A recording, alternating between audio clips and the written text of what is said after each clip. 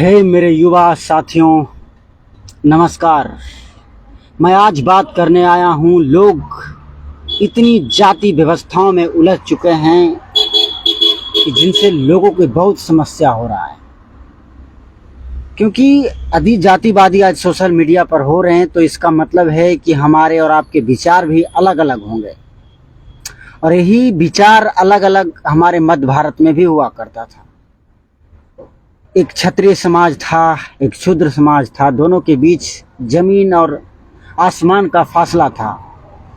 बात आती थी युद्ध की तो सिर्फ क्षत्रिय समाज लड़ता था, बाकी समाज युद्ध में भाग ही नहीं लेता था। आखिर समझ सकते हैं कि इस बात को सिर्फ आकर महात्मा गांधी ही समझ पाए कि सिर्फ क्षत्रिय से ये देश आज़ाद नहीं हो सकता, अर्थात सभी को आना पड़ेगा आज़ादी के लिए।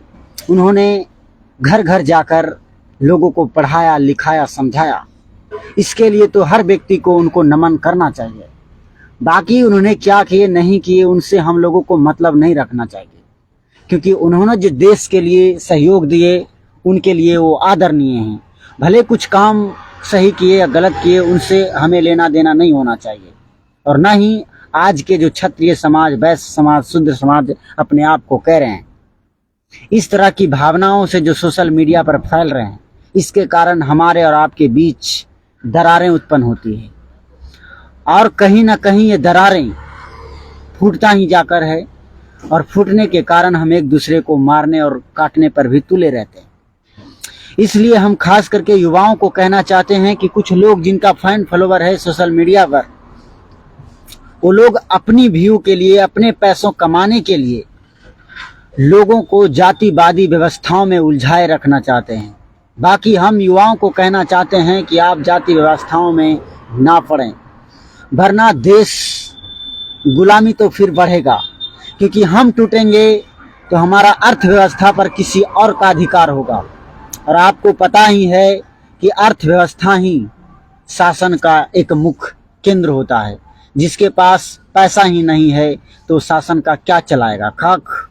इसलिए शासन को चलाने के लिए हमें तो पैसा की भरमार की जरूरत पड़ती है, और इसके लिए हमें और आपको एक होना पड़ेगा, ताकि हमारे अच्छे सरकार आए जो हमारे लिए योजनाओं बना सके।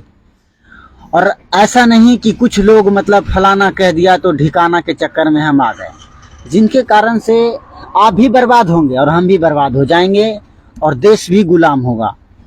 मैं बार बार इसीलिए कहता हूँ, लोग कहते हैं कि बार बार भारत गुलाम क्यों हो रहा है। हो रहा था 1712 ईस्वी, मतलब 712 ईस्वी से। इसलिए हो रहा था क्योंकि 712 ईस्वी से हमने इतने भागों में टूटा। आपको पता ही होगा 256 की 556 लगभग हमारा देश जो है रियासतें थी आज़ादी के समय। उससे पहले और भी छोटे छोटे रियासतें थी। तो इस प्रकार हम लोगों ने इतने भागों में टूटे हुए थे, क्योंकि मुसलमान भी आए तो उन्हें मारने और फाड़ने में हम लोगों को आसानी हो गया। और हम कहते हैं कि फलाना ने हम पर हुक्म किया। हुक्म का आप जिम्मेदार थे, आपका पूर्वज जिम्मेदार था, ना कि अंग्रेज की इतनी औकात न थी कि वो हम पर आकर शासन करता। न आज मुसलमानों की औकात होती वो हम पर आकर शासन करता। शासन करने का खुद जिम्मेदारी हम खुद ही थे, क्योंकि हम खुद ही आपस में लड़े रहते और फिर वही व्यवस्था फिर से उत्पन्न हुई है। देखिए, लोगों इतिहास अपना अपना खोज रहे हैं, ये अच्छी बात है। लोगों अपने अपने लोगों को बता रहे हैं कि हमारा फलाना इतिहास से संबंध है, ये अच्छी बात है। लेकिन ये गलत बात है कि जाति व्यवस्थाओं में पढ़कर हम अपनी जो है परंपराओं को भूल जाएं। जय हिंद।